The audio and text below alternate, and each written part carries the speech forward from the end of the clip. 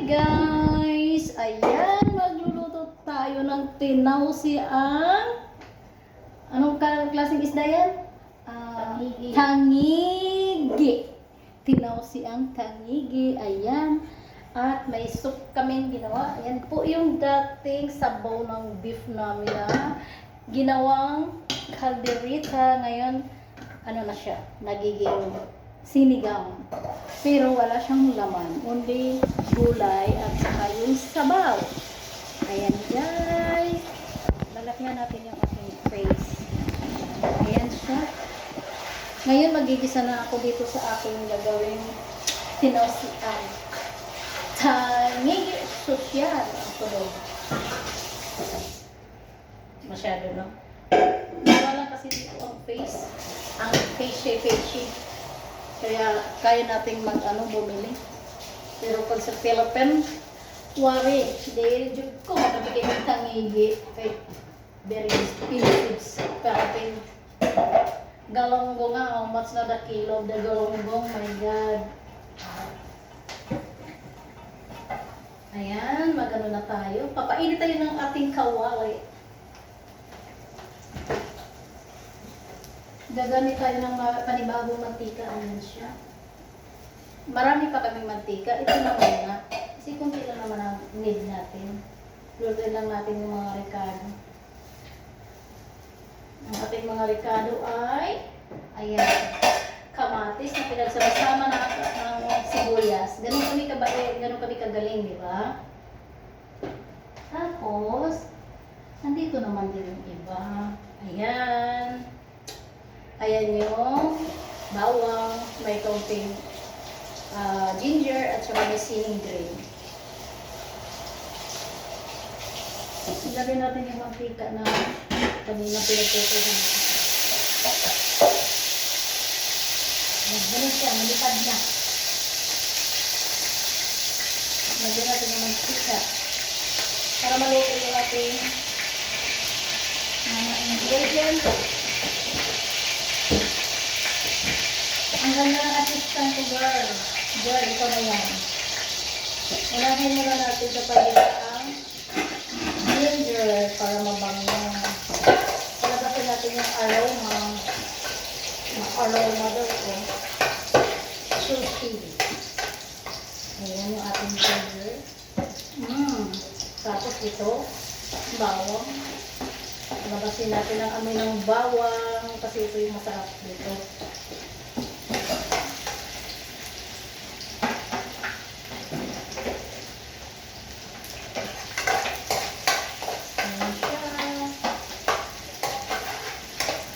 Kita niyo guys kung gaano ka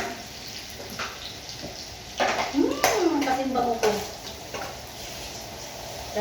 Kasing bango ko yung bawang. Lagyan natin yung sibuyas. Maraming nagayan eh. Gusto ko bumili na lang ng isang tray na nandun na lahat. Diba? Ayan siya.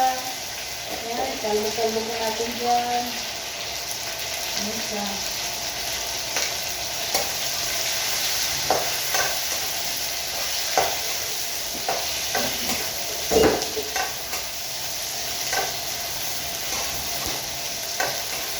Ayan, amhin na natin ang ating sibuyas.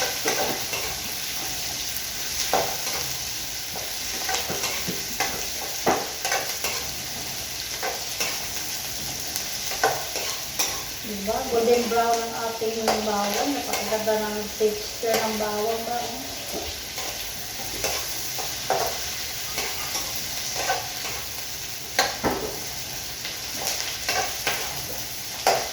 Huwag natin siyang i-overcook kasi ilalagay pa natin yung ating kamatis. Ayan ang ating kamatis na. Ayan, maganda.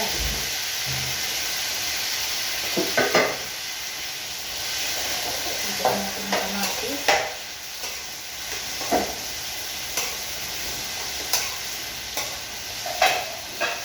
Ganito lang kadali Imitos-mitos na lang natin ito ng ganito lang. Masyadong ginalingan ng paghiwa, ang lalaki. Medyo matagal-tagal natin ganituhin kasi malalaki yung pagkahiwa ng ating tagahiwa ba? Halo na natin para gagawin muna natin ang kamatis yung parang lumambot na siya.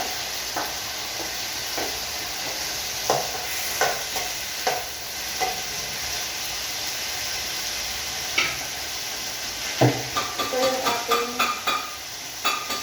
black beans. Ayan ang gamit ko. So, verse 1. Mayroon dito, mayroon ganitong mabibili sa mga supermarket dito sa Saudi, sa mga Pinoy food.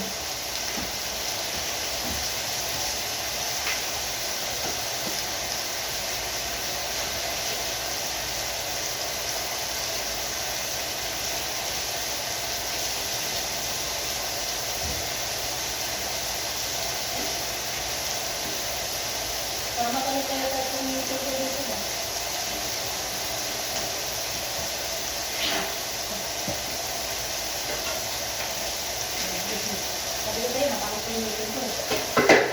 Ayan.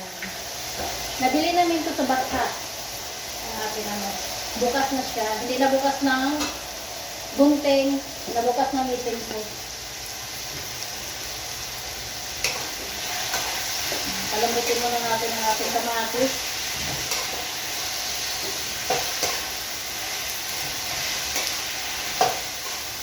Dapat lalabas yung katas ng kamatis.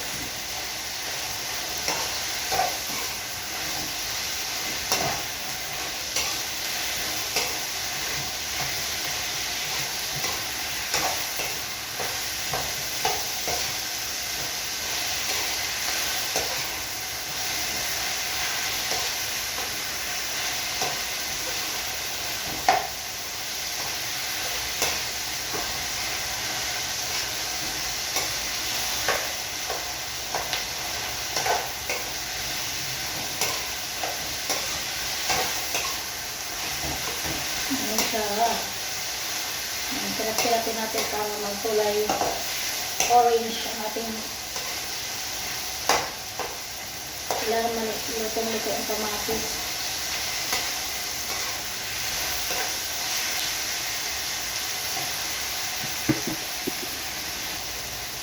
Yan, nilagay na natin itong ating green at ang ating siling green.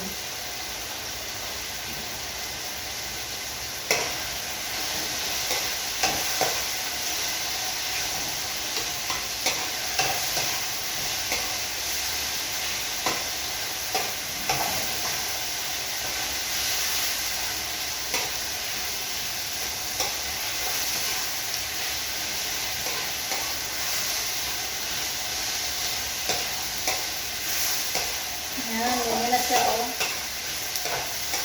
Ito na siya. Malapit na yung ating. Hindi ko tinigilan na maghalo kasi hindi lalabas yung katas ng kamatis. Kung hindi mo siya, kita-kitain. Yan, ilagay na natin yung ating black beans.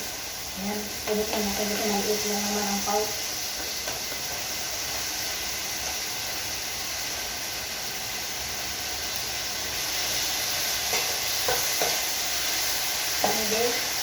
Ganda niya, oh. Ganda na ito,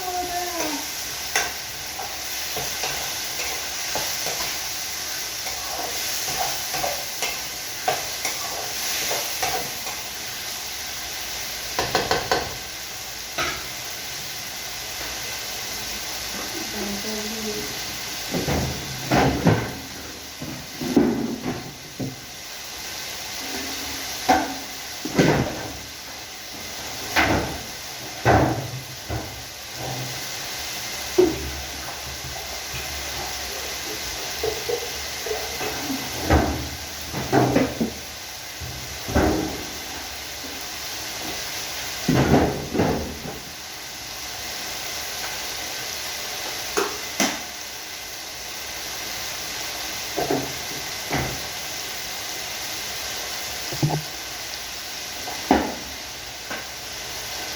bango. Ano na siya.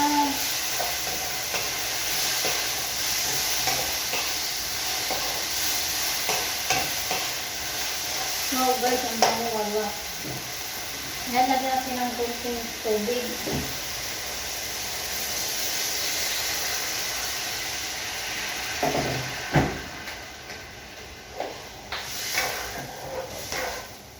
Ganito to siya guys.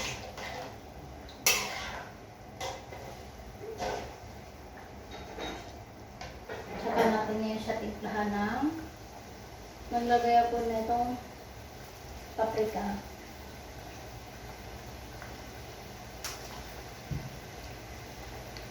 Yan, garlic powder.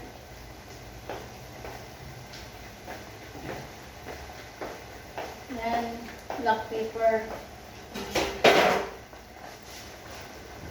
Yan guys. Pwede na natin siya.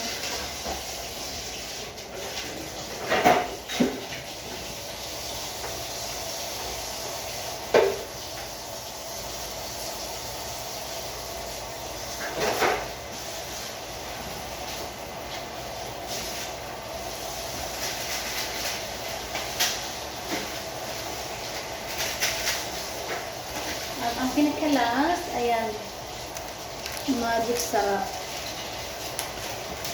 Ito talaga yung pampasarap dito.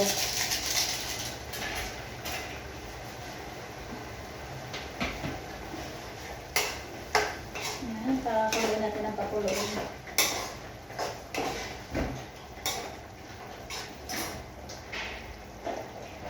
Tikman natin. Oh my God. Lagay natin yung isda. May timpla na itong ating isda.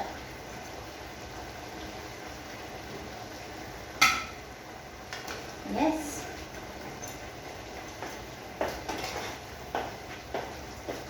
Mashallah. Nagutom na. Guys, super bango. Oh my God. Tangigi. Tinaw si ang tangigi.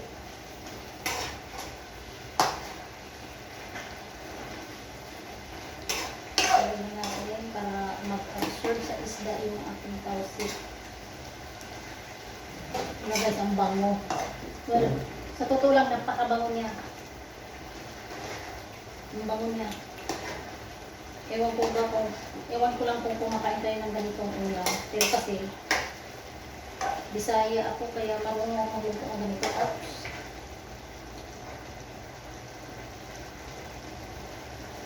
Oops. Nahulog kayo na.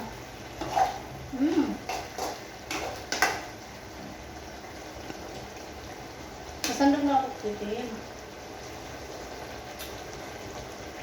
Oh my God, tama na. Ayan guys, tapos na yung ating niluluto. Ayan, tinaw si ang tangigi. Thanks for watching. Please like and subscribe my channel. Fairies channel. Don't forget to comment down below. Bye guys. Love you all. See you in my next vlog. Mwah!